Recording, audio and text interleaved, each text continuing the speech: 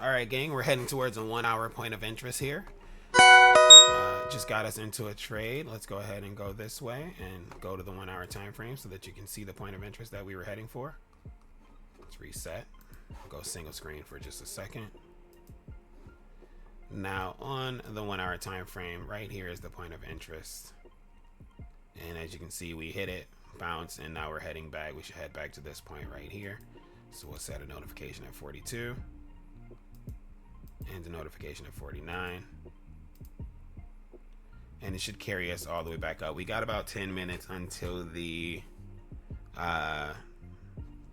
until 9:30. So we'll just ride this thing out for about 10 minutes. Just wick down to 55.90.15. I'm gonna pause for a second here. All right, so we're up to 50. We're gonna lock in 300. We should make it back up to the full shape of this actual thing here, but we're gonna lock in $300, which is 36, just to make sure that we do get 300. So 36. Apparently it's 36.50. I was incorrect. All right, come on to 36.50. We'll lock that in, and then we'll go from there. So one more dollar is our lock-in point.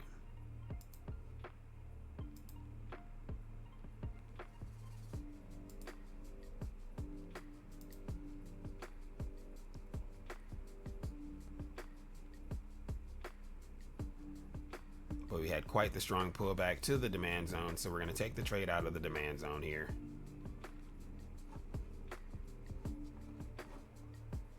And take our positive gain. Now what we want to see is it fill this full candle, but we'll take what we can get. So we've seen 200. It's pulling all the way back down to 200, which is negative momentum, but we've put down pretty far already. We're only risking like $200, $250. Just want to see that come up through that 15-minute candle. We'd like to see it take the full candle, but like I said, $200 is good. It's a solid start. This is what we're risking. This is the point that we're looking to lock in. And we got the manual close up so that we can close out should we need to, if we can't get up the momentum through that. We have 5 minutes left on this hour. We need to see at least $300 to stay in this trade. But it can go a lot lower. So, you know, just to be clear, it can go all the way down here to 589 flat, which is just 90 cents down. And we don't want to get caught in that. We want to get the cool pull up.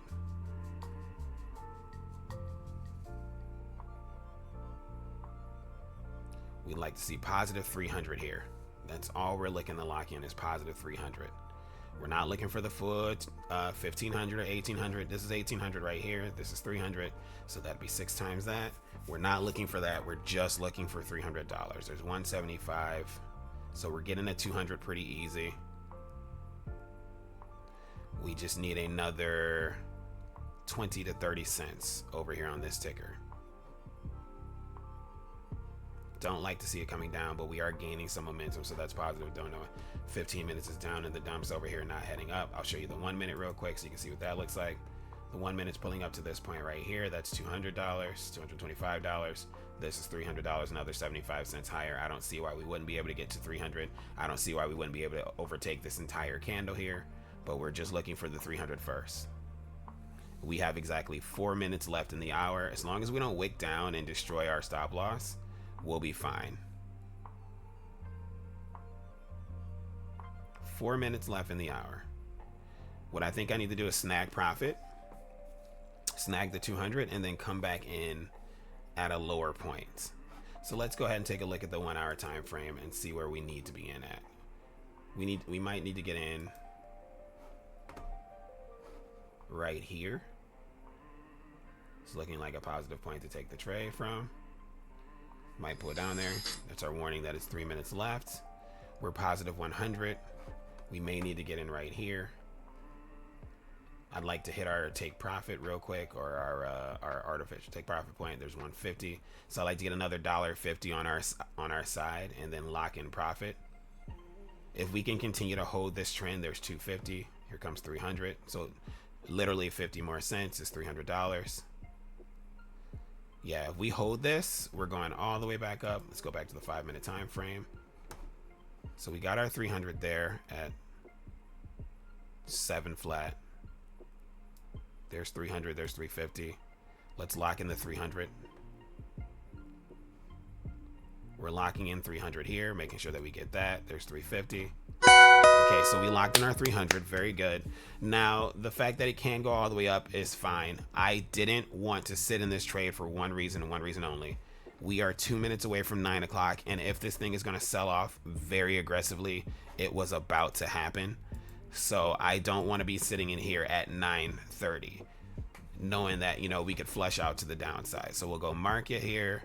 We'll take one contract, and we're looking for $1,000. So we'll put in 80 right there. Looking to risk 100. We got 300. We'll risk 1/3 of our profit. But look at how aggressively we pulled back off of that $350. I knew we could get to 300. I didn't know for sure we can get to $350. Give me 1 second. I got a phone call coming.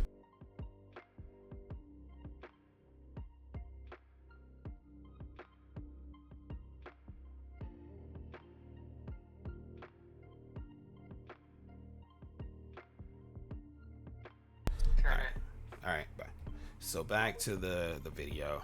Yeah, so this thing's gonna open pretty much right where it closed, about 30 cent lower in the next minute. We've got exactly 1 minute.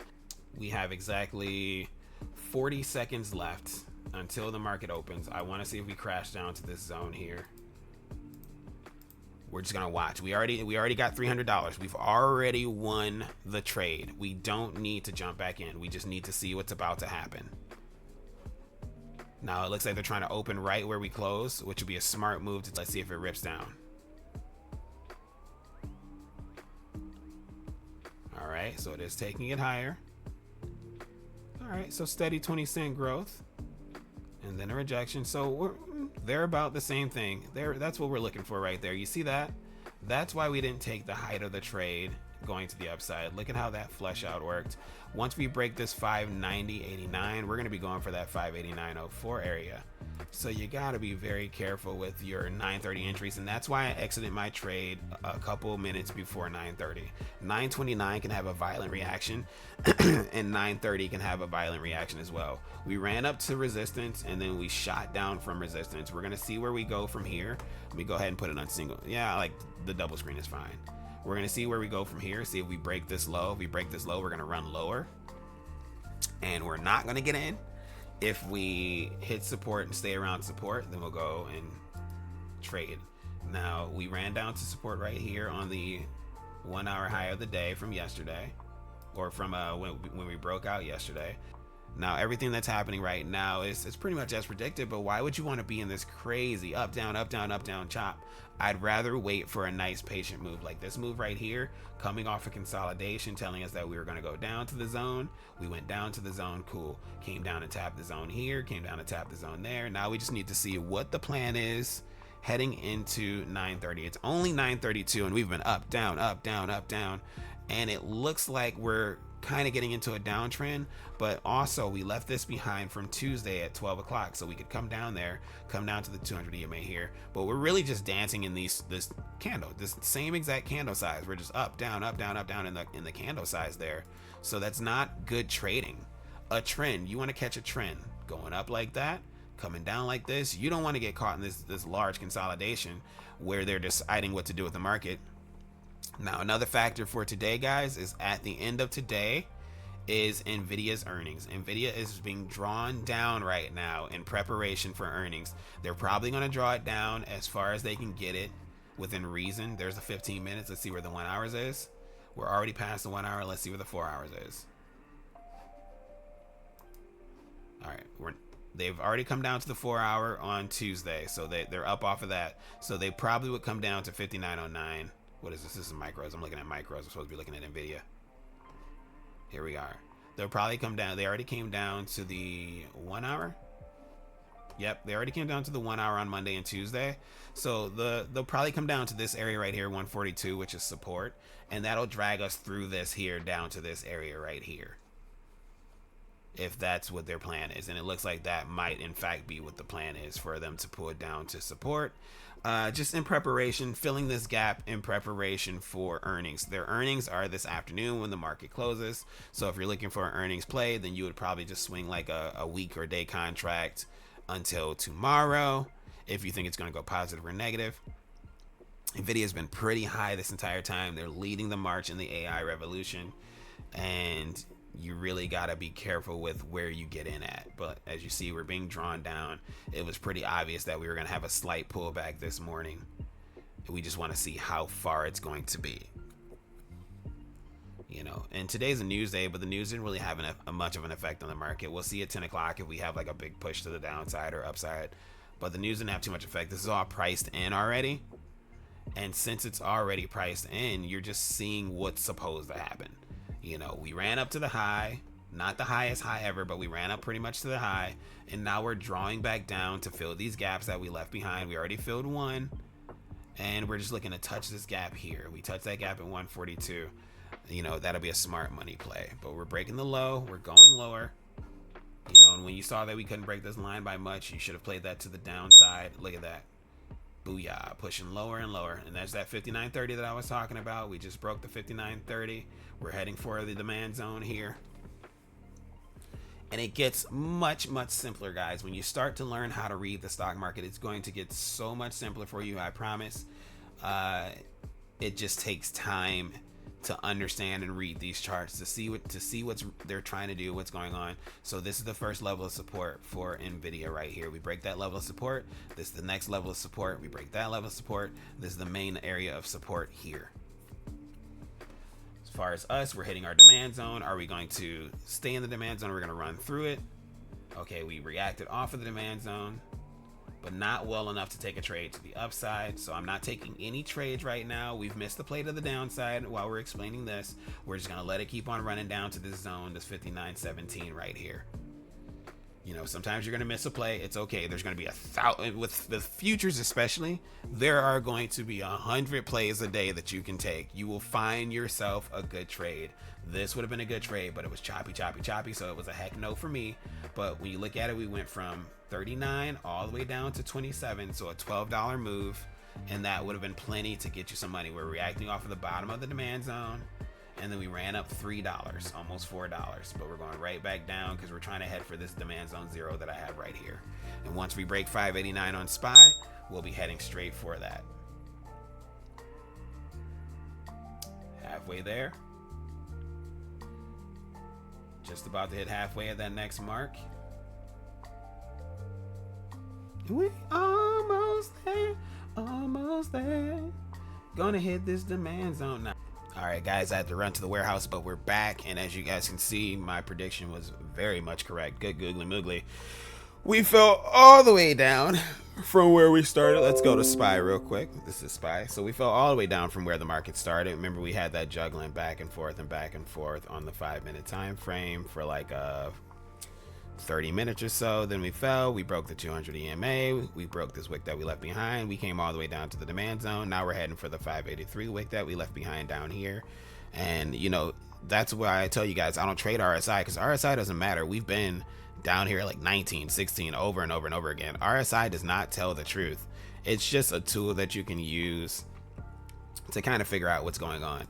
Now the good thing is we filled the gap and we touched the bottom of that candle, so that's pretty much what we were supposed to do today. So if it wanted to, they could take it back up to the upside, but like I said, things had to pull down towards the gap right here on Nvidia. In order for them to do any sort of a move to the upside on Nvidia, you had to pull this thing all the way down.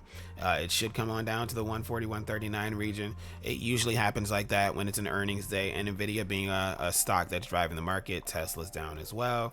Everything is following suit with Tesla, Nvidia, and Apple. You know, so the market is doing what the market should be doing today. There are no surprises here.